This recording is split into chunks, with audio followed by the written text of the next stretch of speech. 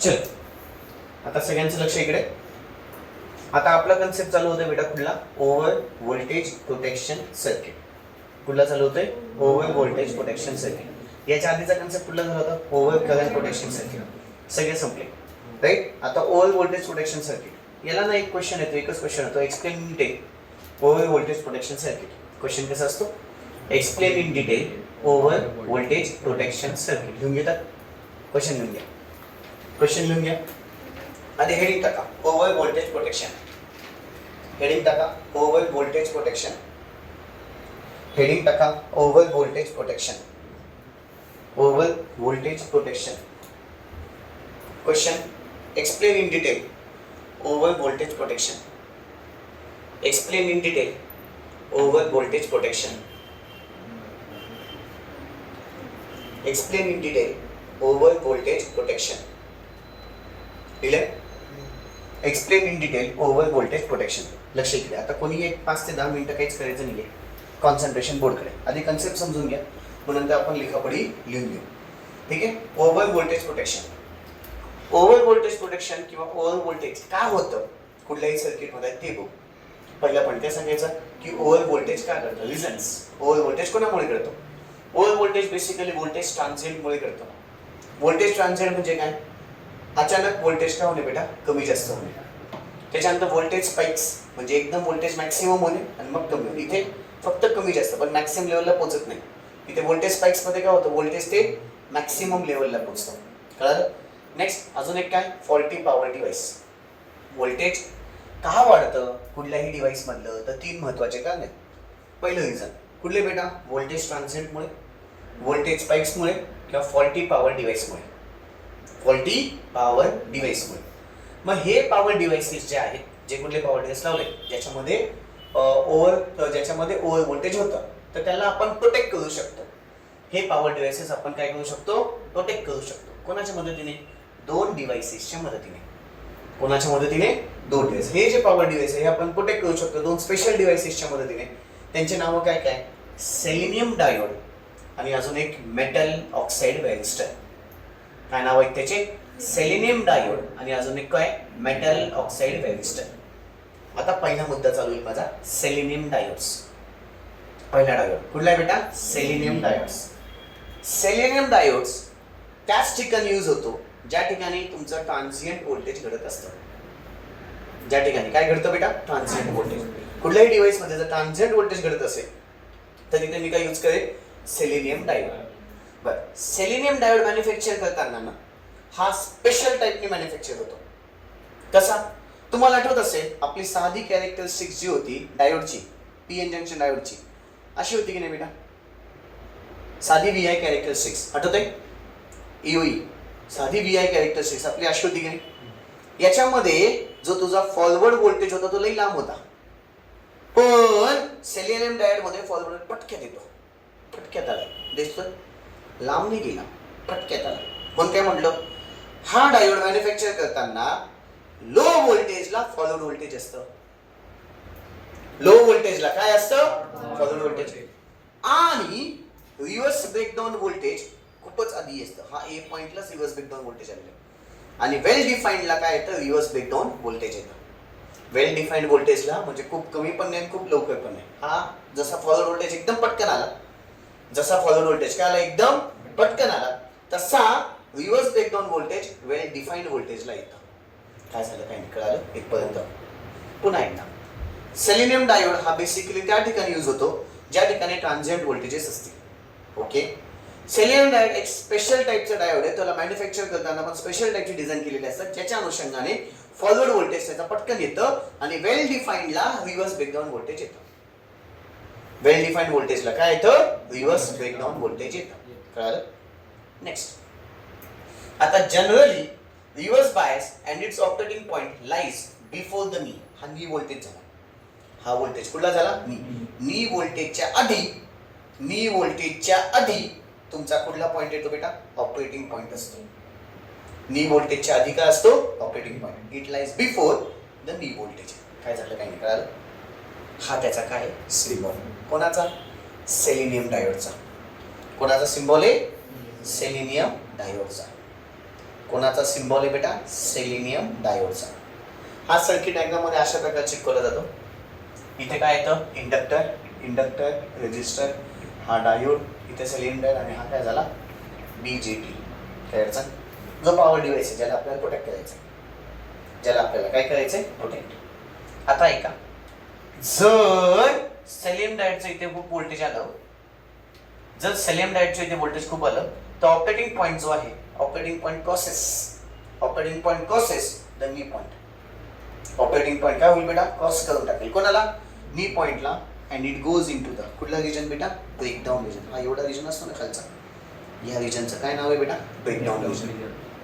It goes into the कुठला region? Breakdown region. कळालं? Breakdown region मध्ये गेल्याच्या नंतर इथलं जे सेलेनॉइडचं व्होल्टेज आहे तो अशा प्रकारे ऍडजस्ट होतं की ते तुमचं व्होल्टेज कॉन्स्टंट राहतं.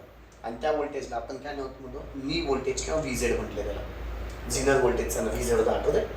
तो व्हीझेड पटला. ह्याची तो नी व्होल्टेज आहे ह्या कंडिशनमध्ये.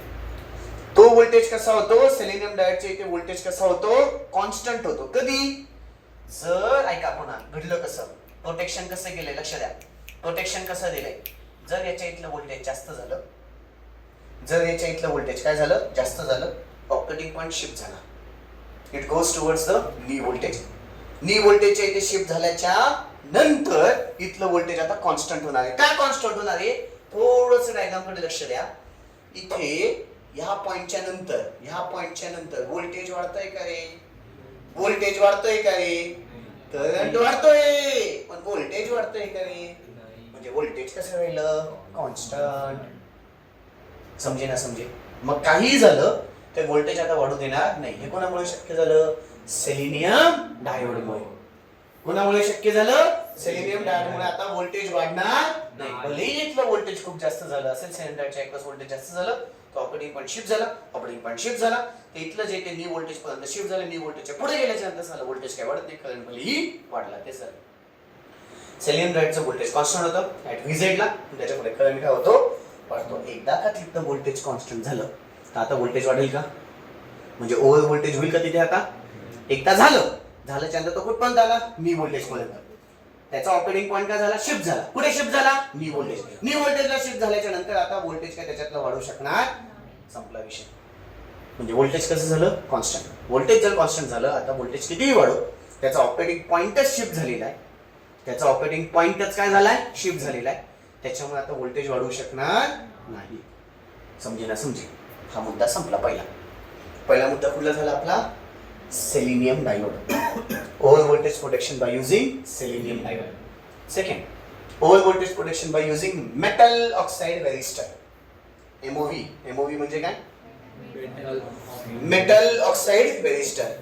मेटल ऑक्साइड रेझिस्टर असा डिव्हाइस आहे, मेटल ऑक्साइड रेझिस्टर असा डिव्हाइस आहे ज्याच्यामध्ये रेझिस्टन्सची व्हॅल्यू कमी झाली की व्होल्टेज वाढतं. ज्याच्यामध्ये रेझिस्टन्सची व्हॅल्यू कमी झाली की काय वाढतं? व्होल्टेज वाढतं. म्हणून काय वाढतं? करंट वाढतं. बरं, therefore I is equal to K V raised to alpha. हे इक्वेशन लिहून टाकायचं. Got it? एमओव्ही म्हणजे मेटल ऑक्साइड रेझिस्टर एक असा स्पेशल टाइपचा डिव्हाइस आहे ज्याच्यामध्ये रेझिस्टन्स कमी होतं तर व्होल्टेज वाढतं, व्होल्टेज पडलं तर करंट वाढतो. त्याच्यामुळे करंटचा formula I is equal to K V raised to alpha असं होतं. मग पुढे हा त्याचा सिम्बॉल आहे. कोणाचा? एमओव्हीचा. सिम्बॉल ऑफ कोणाचा बेटा? एमओव्ही. मग पुढे काय काढली त्याची? Circuit diagram. आता जर एमओव्हीच्या इथलं व्होल्टेज वाढलं, आता बघा वर्किंग सांगितले सगळं.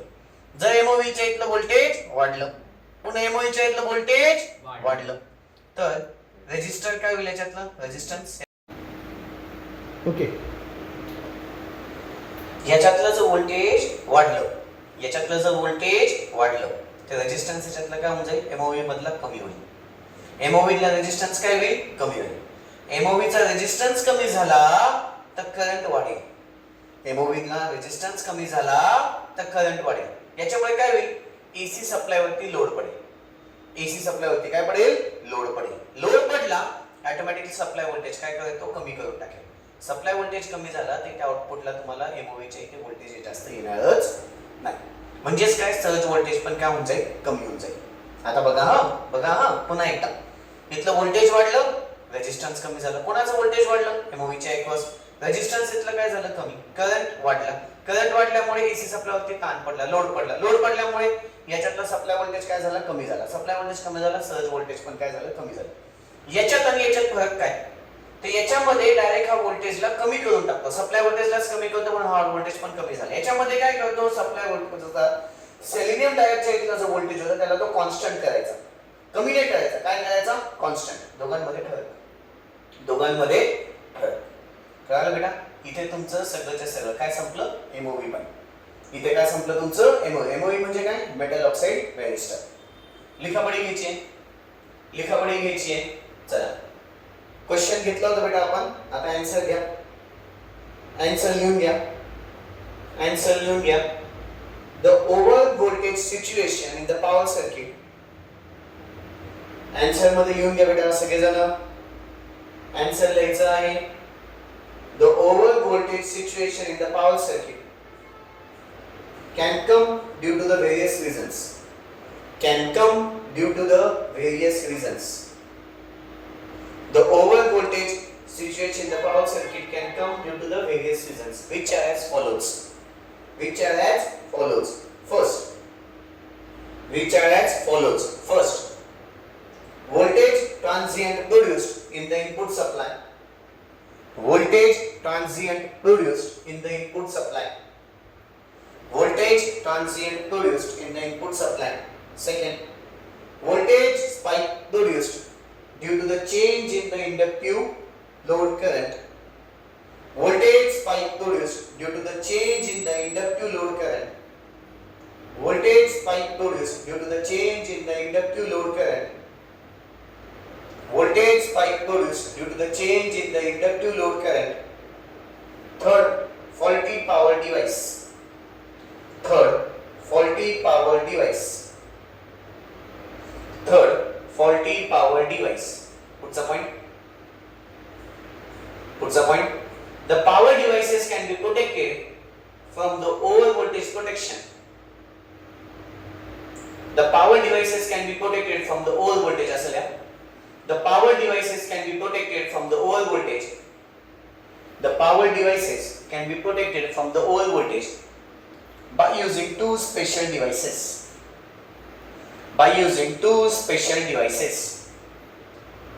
By using two special devices. First, selenium diode. First, selenium diode. Second, metal oxide varistor. Second, metal oxide varistor. First, selenium diode. Second, metal oxide varistor. पहिलं लिहायचं, पुन्हा मोठ्या अक्षरामध्ये हे काय टाकायचं, सेलेनियम डायोड्स. Selenium diodes. चला खाली लिहायचं, selenium diodes. The selenium diodes are used for protecting the power devices. The selenium diodes are used for protecting the power devices. The selenium diodes are used for protecting the power devices from the transient voltages. From the transient voltages. From the transient voltages. What's the point? What's the point? These diodes are manufactured. These diodes are manufactured to have. These diodes are manufactured to have low forward voltage. These diodes are manufactured to have low forward voltage. But they have well-defined reverse breakdown voltage. But they have well-defined reverse breakdown voltage. But they have well-defined reverse breakdown voltage. But they have well-defined reverse breakdown voltage. What's the point? Generally, this diode is reverse biased. Generally, this diode is reverse biased, and its operating point. Generally, this diode is reverse biased, and its operating point.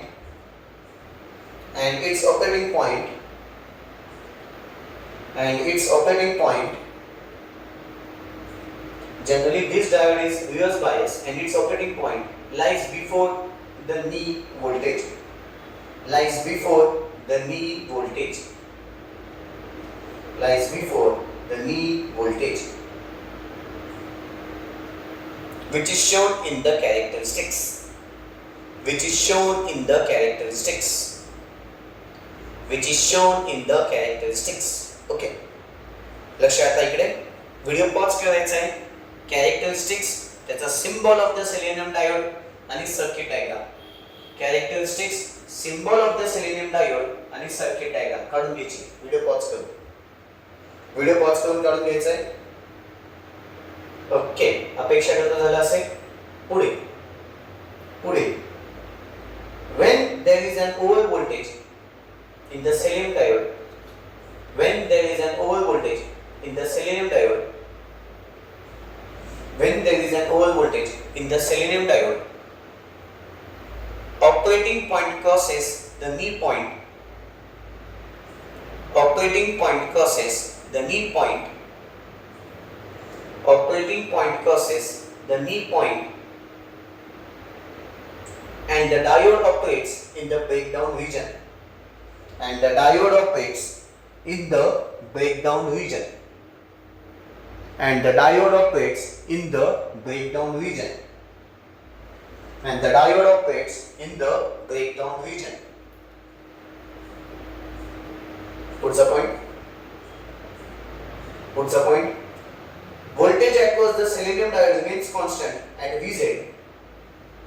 Voltage across selenium diode remains constant at Vz, but the current here increases. Voltage across selenium diode remains constant at Vz. Voltage across selenium diode remains constant at Vz, but the current here increases. But the current here increases. But the current here increases. But the current here increases. पुढचा point. आता second मोठ्या अक्षरात heading टाकायची. Metal oxide resistors. Second चालू होतंय. Metal oxide resistors. Second चालू होतंय. Metal oxide resistors. चलो डॅश करा पुढे लिहा. Metal oxide resistor is a device. Metal oxide resistor is a device. Metal oxide resistor is a device where the resistance of which decreases. Where the resistance of which decreases.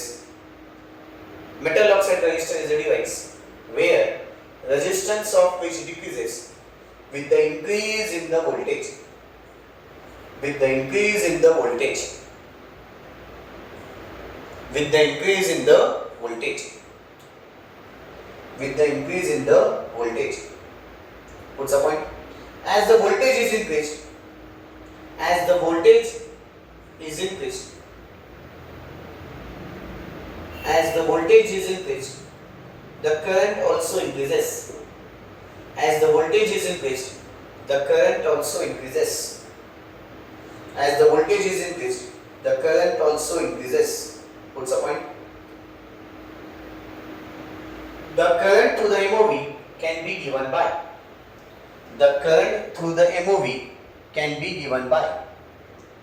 The current through the MOV can be given by. I is equal to K V raised to alpha. K into the V raised to alpha. I is equal to K V raised to alpha. I is equal to K V raised to alpha. Where K is equal to constant. Where K is equal to constant. खालच्या वेळी V is the applied voltage. V is the applied voltage. And alpha has the value between 30 to 40. And alpha has the value between 30 to 40. And alpha has the value between 30 to 40. And alpha has the value between 30 to 40. Okay. आता पुढे symbol of एमओव्ही काढायचा आणि circuit diagram काढून घ्यायची. Symbol of एमओव्ही काढायचा आहे, circuit diagram काढून घ्यायची. व्हिडिओ पॉज करायचा आहे. या दोन गोष्टी काढायच्या आहेत. व्हिडिओ पॉज करायचा, या दोन गोष्टी काढायच्या. व्हिडिओ पॉज करायचा, त्या दोन गोष्टी काढायच्या. अपेक्षा करतो झालं असेल. पुढे कंटिन्यू करा. As a high voltage appears across the MOV, as the high voltage appears across the MOV, as the high voltage appears across the MOV, as the high voltage appears across the MOV, its resistance decreases. Its resistance decreases. Its resistance decreases. Hence current increases. Hence current increases. Hence current increases, which loads the AC supply. Which loads the AC supply. Which loads the AC supply. What's the point? Which loads the AC supply. What's the point? This will reduce the supply voltage and surge voltage. This will reduce the supply voltage and the surge voltage. This will reduce the supply voltage and the surge voltage. Okay? चलो, इथे आपला सगळा फंडा संपला बेटा. कुठला? Over voltage प्रोटेक्शनचा. कुठला कन्सेप्ट संपला? Over voltage protection. That's all. बाकीचं नंतर. थँक्यू. उद्या.